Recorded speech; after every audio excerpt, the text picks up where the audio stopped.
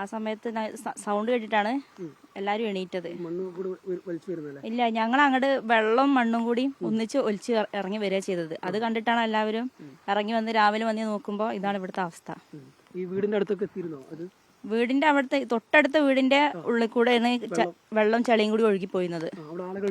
ഇല്ല, അവര് വേറെ ഇത് കാരണം അവര് വേറെ വീട് താമസാക്കിയിരുന്നു, വാടകക്ക് പോയിക്കായിരുന്നു. ഞാനിപ്പോൾ ഉള്ളത് മലപ്പുറം പെരിന്തൽമണ്ണക്കടുത്തെ കൊളത്തൂർ കാരാട്ടുപറമ്പ് എന്ന് പറയുന്ന സ്ഥലത്താണ്. വടക്കേ കുളമ്പിനൊക്കെ സമീപത്തുള്ള കാരാട്ടുപറമ്പ് എന്ന സ്ഥലം. ഇവിടെ ഒരു കുന്നാണിത്. കുന്നിന്റെ 2 മാസം മുൻപാണ് ഒരു ക്വാറി പ്രവർത്തനം ആരംഭിച്ചത്. നമുക്ക് ഈ ദൃശ്യങ്ങളിൽ കാണാം, പാറ പൊട്ടിച്ച് ക്വാറി പ്രവർത്തനം ആരംഭിച്ചത്. ഈ കുന്നിൻ്റെ താഴെ നിരവധി വരുന്ന കുടുംബങ്ങളാണ്, ഏതാണ്ട് 10-50ഓളം കുടുംബങ്ങളുണ്ട്. 2 മാസം മുൻപാണ് ഈ ക്വാറിയുടെ പ്രവർത്തനം ആരംഭിച്ചത്. നമുക്കറിയാവുന്നതുപോലെ ഈ കഴിഞ്ഞ ജൂൺ മാസം മുതൽ ശക്തമായ മഴ ജില്ലയിലുണ്ട്. ജില്ലയിൽ റെഡ് അലേർട്ട് പ്രഖ്യാപിച്ചിരുന്നു. ക്വാറികളൊന്നും പ്രവർത്തിക്കരുതെന്ന് കർശന നിർദ്ദേശമുണ്ടായിരുന്നു. ആ റെഡ് അലേർട്ട് പ്രഖ്യാപിച്ച സമയങ്ങളിലൊക്കെ തന്നെ ഈ ക്വാറി എന്നുള്ളതാണ് നാട്ടുകാർ പറയുന്നത്. ഇപ്പോൾ ഞാൻ നിൽക്കുന്നത് ഒരു വലിയ മൺകൂനയ്ക്ക് മുകളിലാണ്.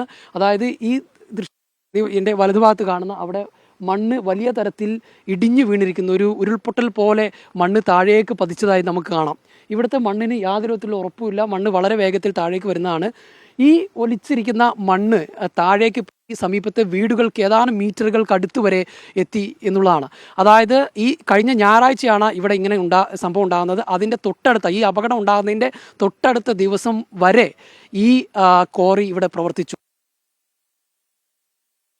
പാറ പൊട്ടിക്കുമ്പോൾ ഈ ഭൂമിക്ക് ജർക്കിംഗ് ഉണ്ടാകും.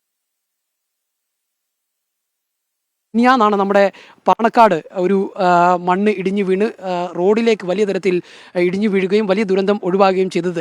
ഇത്തരത്തിലുള്ള മണ്ണ് താഴേക്ക് വീണിട്ടുള്ള ദുരന്തങ്ങളൊക്കെ ഒട്ടനവധി നമുക്ക് മുന്നിലുണ്ട്. പലയിടങ്ങളിൽ നമ്മൾ കണ്ടതാണ്, ദുരന്തങ്ങൾ അനുഭവിച്ചതാണ്. ഇപ്പം ഇതിന് താഴെ നിരവധി വരുന്ന കുടുംബങ്ങളുണ്ട്. ചോദ്യം ഇതാണ്, എങ്ങനെയാണ് ഇത്ര വലിയ തരത്തിൽ മഴ ഉണ്ടായിരുന്ന സമയത്ത് ഈ പാറ പൊട്ടിക്കാൻ ഇവർക്ക് അനുമതി ലഭിച്ചത്? ആരാണ് ഇവർക്ക് അനുമതി നൽകിയത് എന്നുള്ള ചോദ്യമാണ് പ്രധാനമായത്. മറ്റൊന്ന്, ഇവിടെ 2 ചോലകൾ ഉണ്ടായിരുന്നു. ആ ചോലകൾ നികത്തിക്കൊണ്ടാണ് ഇവിടെ റോഡ് വെട്ടി മണ്ണ് ഇട്ടത്.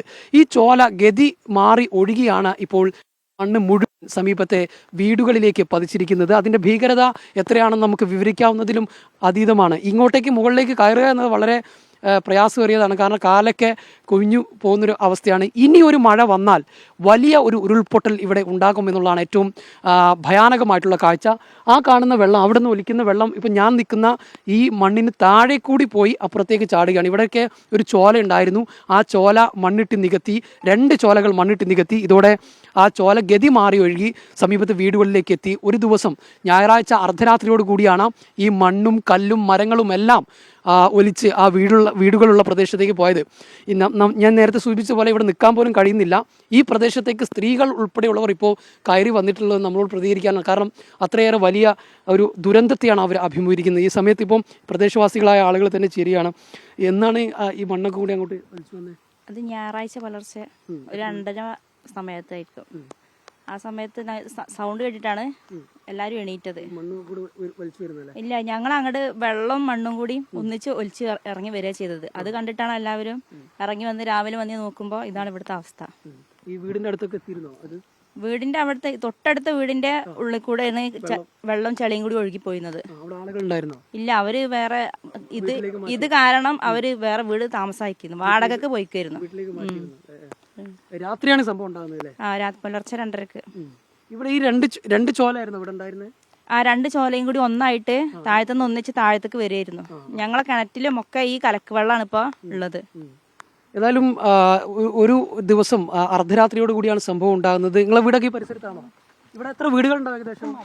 ഓക്കെ, ഏതായാലും വലിയൊരു ദുരന്തമാണ്.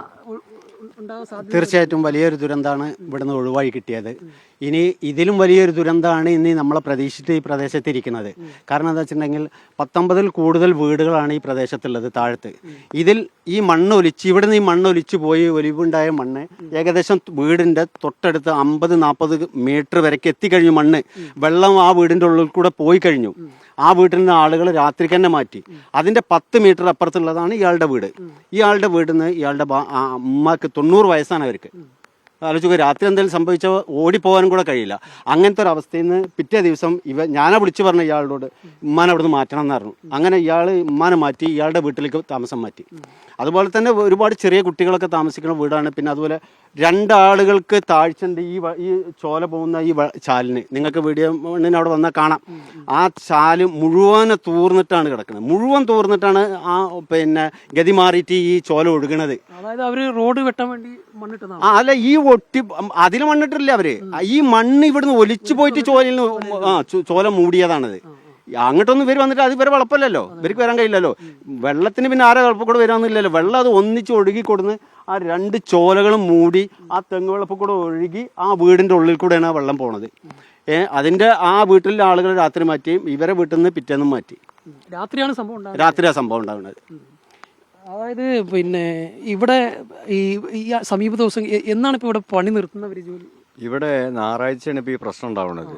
അത് വെള്ളിയാഴ്ച ശനിയാഴ്ച വരെ ഇവിടെ പണി നടന്നിട്ടുണ്ട് എന്നുള്ളതാണ് ഞങ്ങൾക്ക് ഉറപ്പുണ്ട്. കാരണം ഇതിൽ കല്ല് പോയിട്ടുണ്ട്, വണ്ടി പോയ ഒക്കെ ഞങ്ങൾ അറിയാം. ഇത് വലിയൊരു വിഷയമാണ്. പ്രത്യേകിച്ച് ഇതിൻ്റെ തൊട്ടടുത്തുള്ളത് എൻ്റെ തറവാട് വീടാണ്. ഉമ്മാക്ക് 95 വയസ്സ് പ്രായമുണ്ട്. അവരെ അന്ന് രാത്രിയോട് തന്നെ അവരെ മാറ്റി താമസിപ്പിക്കുകയും അവിടുന്ന് ഈ വീട്ടിൽ കൂടി വെള്ളം വന്ന കാരണം അതിൻ്റെ തൊട്ടടുത്തുള്ള വീട്ടിൽ നിന്ന് മറ്റുള്ളവരെ താമസം മാറ്റിയൊക്കെയാണ് ഇപ്പോൾ ഞങ്ങൾ മുന്നോട്ട് പോകുന്നത്. ഈ ഒരു കാരണവശാലും ഈ കോറി ഇവിടെ മുന്നോട്ട് കൊണ്ടുപോകാൻ ഞങ്ങൾ സമ്മതിക്കില്ല. ഞങ്ങളുടെ ജീവൻ്റെ പ്രശ്നമാണ്, ഞങ്ങളുടെ ജീവന് ഭീഷണിയാണ് ഈ കോറി. അതുകൊണ്ട് ഈ കോറി ഇവിടെ തുടങ്ങാൻ വേണ്ടി ഇതിൻ്റെ പരിസരവാസികൾ എന്നുള്ള നിലക്ക് ഞങ്ങളോടൊരു അന്വേഷണമോ ഒരു ചോദ്യമോ ഒന്നും ഇതുവരെ ഉണ്ടായിട്ടില്ല. അതൊന്നും ഞങ്ങൾക്കറിയില്ല. ഇതിൻ്റെയൊക്കെ ഗതി മാറിയിട്ട് ഇതിൻ്റെ യഥാർത്ഥ വഴിയിലല്ല ഇതിൻ്റെ ഉദ്യോഗസ്ഥരെ കൊടുന്നുകാണ്ടത് കാണിച്ചിട്ടുള്ളത്. ആൾതാമസമില്ലാത്ത വഴിക്കാണ് ഇവര് ഉദ്യോഗസ്ഥരെ കൊടുത്തിരിക്കുന്നത്. ഈ ഉദ്യോഗസ്ഥർ ഈ ജനങ്ങളുടെ ജീവനും സ്വത്തിനും സംരക്ഷണം നൽകേണ്ട ഈ ഉദ്യോഗസ്ഥര് ഇവര് പഞ്ചായത്തും പിന്നെ വില്ലേജും എല്ലാം കൂടെ ചേർന്നിട്ട് എങ്ങനെ ഇങ്ങനത്തെ ഒരു സ്ഥലത്ത് ഇവർ പെർമിഷൻ കൊടുക്കും? നിങ്ങൾ ആലോചിച്ച് നോക്കൂ. ഈ ജനങ്ങളുടെ ജീവനും സ്വത്തിനും കൊടുക്കേണ്ടത് സർക്കാരാണ്. ഉദ്യോഗസ്ഥരെ എങ്ങനെ വഴി മാറിക്കൊടുന്നിരിക്കുകയാണ്. ഈ പ്രദേശത്തിൽ വന്ന ഒരിക്കലും അവർക്ക് കൊടുക്കാൻ കഴിയില്ല. കാരണം ഇതിന്റെ തൊട്ടടുത്ത് വീടുകളല്ലേ. പിന്നെ അതല്ല, ഈ ചോലകൾ അവർ കാണുന്നില്ലേ. അപ്പം അത് കാണാതിരിക്കാൻ വേണ്ടിയിട്ട് മറ്റു വഴികൾക്ക് കൊടുന്ന് ഇതിന്റെ തൊട്ടടുത്ത് വന്നോ എന്നുള്ളതിന് സംശയമാണ്. അത്രയും ദൂരത്തിലൂടെ വന്നൊന്ന് കാണിച്ചു കൊടുത്തിട്ട് അവർ നേരെ പോയിട്ട് അങ്ങനെ പെർമിഷൻ ശരിയാക്കിയിരിക്കുന്നത്. തീർച്ചയായിട്ടും ഉദ്യോഗസ്ഥരെ കബളിപ്പിച്ചുകൊണ്ട് തന്നെയാണ് അവർ ഈ പെർമിഷൻ ഇവിടെ തയ്യാറാക്കിയിരിക്കുന്നത്. ഓഫീസർ പറഞ്ഞതും അങ്ങനെ തന്നെയാണ്.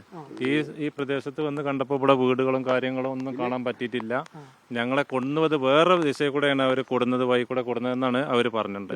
വില്ലേജ് ഓഫീസർ പറഞ്ഞിട്ടുണ്ട്, കാര്യം പറഞ്ഞിട്ട് വീഡിയോകളൊക്കെ ഉണ്ട്. വില്ലേജ് ഓഫീസർ പറയുന്നുണ്ട് അതില് പിന്നെ ഞങ്ങൾ ഇത്രയും ബുദ്ധിമുട്ട് അയാൾ ഇന്നലെ ഇവിടെ വന്ന് നോക്കിയപ്പോൾ പറഞ്ഞു, പഞ്ചായത്ത് പ്രസിഡന്റിന്റെ കൂടെ വില്ലേജ് ഓഫീസർ വന്നപ്പോൾ പറഞ്ഞു ഇത്രയും ബുദ്ധിമുട്ടുണ്ടായിരുന്നു അറിയില്ലായിരുന്നു, ഇങ്ങനെയാണെന്ന് വെച്ചാൽ ഇവിടെ നിന്ന് സംഭവിക്കില്ലായിരുന്നു എന്നുള്ളത് മൂപ്പര് പറഞ്ഞു. അപ്പോൾ സത്യത്തിൽ മൂപ്പര് അതിൽ ആ ട്രാപ്പിൽ പെട്ടിരിക്കുകയാണ്. അല്ലാതെ മൂപ്പര് ശരിക്കും സംഭവം കണ്ടിട്ടില്ല. അതാണ് സംഭവിച്ചിരിക്കുന്നത്. ഏതായാലും വലിയ ഒരു ദുരന്തമാണ് ഇവിടെ ഇനി വരാനിരിക്കുന്നത്. ഇപ്പോൾ സംഭവിച്ചു, പക്ഷേ അത് വീടുകളിലേക്ക് എത്തിയിട്ടില്ല. പക്ഷേ ഇനി വരാനിരിക്കുന്നത് വലിയൊരു ദുരന്തമാണ്. കാരണം ഈ ദൃശ്യങ്ങൾ നമുക്ക് കാണാം. ഒരു ഉരുൾപൊട്ടൽ സമാനമായ രീതിയിലാണ് ഈ മണ്ണ് ഇവിടെ നിന്ന് താഴേക്ക് വന്നത്. മീറ്ററുകൾക്ക് അപ്പുറമുള്ള ആ പ്രദേശത്തേക്ക് മണ്ണ് എത്തിയിട്ടുണ്ട്. ഇവിടെ നിൽക്കാനും ഒന്നും തന്നെ നമുക്ക് കഴിയില്ല.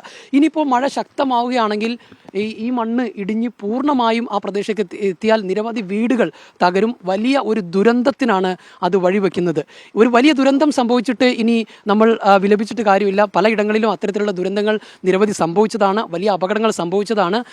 ഇവിടെ ഇത്തരത്തിൽ ഈ റെഡ് അലേർട്ട് ഉള്ള സമയത്ത്, ശക്തമായ മഴയുള്ള സമയത്ത് ഈ ക്വാറി പ്രവർത്തിക്കാൻ അനുമതി നൽകിയത് ഉദ്യോഗസ്ഥരെ കബളിപ്പിച്ചുകൊണ്ട് അനുമതി വാങ്ങി എന്നുള്ളതാണ് നാട്ടുകാർ പറയുന്നത്. പക്ഷേ എങ്ങനെ അനുമതി നൽകി എന്നുള്ളതാണ് മറ്റൊന്ന് പ്രധാനപ്പെട്ട കാര്യം. ഈ ഞായറാഴ്ചയ്ക്ക് മുൻപ് വരെ, ഈ അപകടം ഉണ്ടാകുന്നതിന് തൊട്ട് മുൻപ് വരെ ഈ ക്വാറി ഇവിടെ പ്രവർത്തിച്ചു. പാറ പൊട്ടിക്കുമ്പോൾ സ്വാഭാവികമായിട്ടും ചെറിയ ഇളക്കം സംഭവിക്കുന്നതോടുകൂടി മണ്ണ് താഴേക്ക് പതിക്കുമെന്നുള്ളത് എല്ലാവർക്കും അറിയുന്നതാണ്. അങ്ങനെയാണ് ഈ മണ്ണ് ഇവിടെ നിന്ന് പാറയും മണ്ണും കല്ലും എല്ലാം കൂടെ ഇതുവഴി താഴേക്ക് പോയിട്ടുള്ളത്. ഇതുവഴി ഇനി ഇവിടെ ഈ കുന്നിലെല്ലാം തന്നെ മണ്ണ് ഇളകി കിടക്കുകയാണ്. വലിയൊരു ദുരന്തം ഈ പ്രദേശത്ത് സംഭവിക്കാനുണ്ട്. അതിന് മുൻപ് അധികൃതർ കണ്ണ് തുറന്ന് ഈ നാട്ടുകാരുടെ ഈ പ്രശ്നത്തിന് പരിഹാരം കണ്ടില്ലെങ്കിൽ വലിയ ദുരന്തത്തിനായിരിക്കും സാക്ഷ്യം വഹിക്കുക എന്നുള്ളതാണ്. ഞാനിപ്പോൾ നിൽക്കുന്ന ഈ താഴത്തുകൂടി ഉൾപ്പെടെ വെള്ളം പോകുന്നുണ്ട്. അത് മഴ ശക്തമാകുന്നതോടെ ആ വെള്ളത്തിൻ്റെ ഒഴുക്ക് കൂടും. ഈ കിടക്കുന്ന മണ്ണെല്ലാം കൂടി തന്നെ ആ ജനവാസ മേഖലയിലേക്ക് പോകും. മരങ്ങൾ ഉൾപ്പെടെയുള്ള പാറക്കെട്ടുകൾ, മരങ്ങൾ ഉൾപ്പെടെയുള്ളവയാണ് ഇങ്ങനെ പതിച്ചിട്ടുള്ളത്. ഇതിൻ്റെ ഏറ്റവും അടുത്ത് തൊട്ട മീറ്ററുകൾക്കപ്പുറം വീടുകളാണ്. അങ്ങോട്ടേക്ക് വരെ വീടിൻ്റെ ഏതാനും മീറ്ററുകൾക്ക് വരെ വെള്ളവും മണ്ണും എത്തി ആ വീട്ടിൽ നിന്ന് ആളുകളെ മാറ്റുന്ന അവസ്ഥയുണ്ടായിട്ടുണ്ട്. അതുകൊണ്ട് തന്നെ ഈ കാര്യത്തിൽ അധികൃതർ ഇനി അലംഭാവം തുടർന്നാൽ വലിയൊരു ദുരന്തത്തിനായിരിക്കും ഈ പ്രദേശം സാക്ഷ്യം വഹിക്കുക. അതിനു മുൻപ് അധികൃതർ ഇടപെടണം എന്നുള്ളതാണ് ഈ നാട്ടുകാർ ആവശ്യപ്പെടുന്നത്. അനുരൂപിച്ചിക്കൊടുന്നൊപ്പം ജംഷീർ കൊടിഞ്ഞി, മീഡിയ 1 മലപ്പുറം.